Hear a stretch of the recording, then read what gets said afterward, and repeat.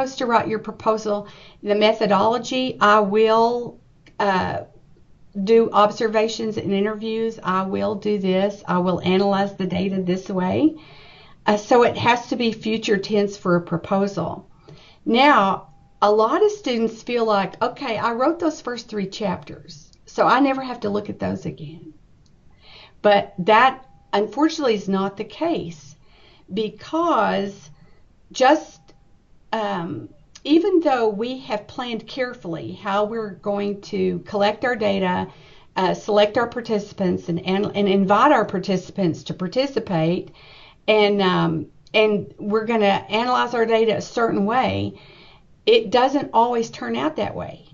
I mean, we may have great plans, but life sometimes happens, and sometimes there are major changes in the methodology and how you carried it out compared with how you planned to carry it out.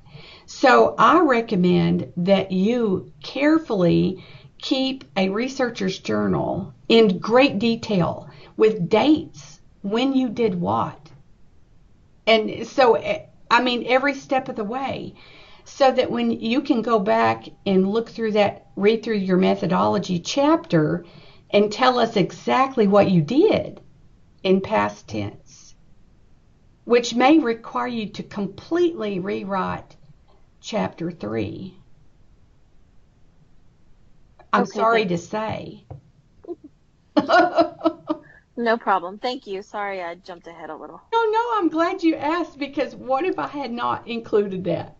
So, okay, so the chapters must stand alone. So when you abbreviate a term that you're going to use over and over and over again in chapter 1, and you abbreviate it, at the first mention, you're going to abbreviate it and put the abbreviation in parentheses.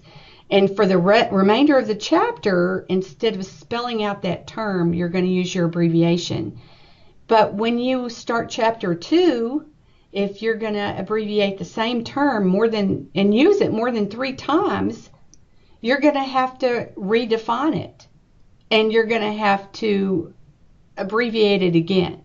So each chapter stands alone in that respect. Each chapter also stands alone in the respect of citing sources. So the first mention of a source, you're going to, with less than 6 authors, you're going to give all the names of the authors. And you're going to do that at the first mention of every chapter. I hope that makes sense. So each chapter is kind of a standalone work in that respect. Each chapter must begin with an introductory paragraph, but you do not, after the chapter 2, chapter number, you'll say chapter 2, literature review. You do not put a heading in there that says introduction. It's understood that the first paragraph or 2 or 3 before you get to the next heading, it's understood that that's the introduction to the chapter. So it doesn't need its own little heading that says introduction. In the introductory paragraphs, you'll tell us what you're going to tell us in 3 to 5 sentences. And in the last sentence in the introduction, you should include a list of what's going to follow. Each chapter should also end with a summary of 2 or more paragraphs. And that one will have a heading that says summary. And some advisors want it to say, the heading to read chapter summary.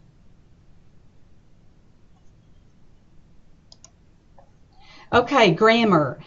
Use past tense for literature review, because any research study done in the past, you'll be presenting it as if it was done in the past. So Lincoln and Guba invited 67 participants to participate in their study, and they collected their data this way, and they found this for these participants. So anything that's literature review is usually past tense. Now, when you are reporting a generalization, you will say Lincoln and Guba concluded, that's your past tense verb, concluded that teachers need this kind of support. Okay, so the need is a simple present tense verb because a generalization is ongoing. It's still true, and it will be true in the future. So, and then you use future tense for your methodology in your proposal, and past tense for your methodology in your dissertation, your final dissertation. You want to avoid run-on sentences, short, concise, to the point.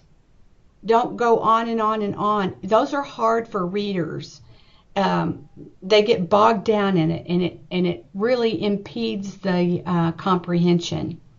Do not end a sentence with a preposition. Here's some examples. Antecedent pronoun agreement. I see a lot of trouble. Students have a lot of trouble with this. So if you use a single antecedent, then your pronoun should also be singular. Use that for essential clauses. In other words, in this example, the process that students found most challenging was applying for financial aid. What follows that is very important. It actually tells which process you're talking about. So that clause is needed, or we wouldn't know which process. And so, but with which is non-essential. In other words, I could leave everything after which off in this example.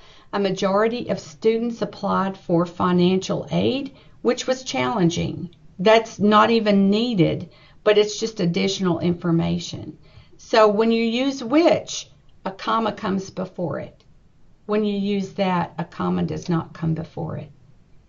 And use who if you can substitute he, she, or they. And we prefer who for people and that for objects. And use whom if you can substitute him, her, or them. And then when you're using comparisons, words like better, greater, higher, you need to make sure that the two entities or conditions you're comparing are in the sentence, so we know what's being compared. And also make sure that you compare apples to apples. Here's some examples. If you were to say the rate of student retention for college A is greater, that's not enough information. Greater, then your reader's going to ask greater than what? And then if you were to add in the rate of student retention for college A is greater than college B, that's incorrect, because the rate, you can't compare a rate to a college. So we say the rate of student retention for college A is greater than the rate for college B. Or you can say the rate of student retention for college A is greater than that for college B. And that is understood to be the rate for college B. I know this is fast and furious and really quick. Do either one of you have any questions at all?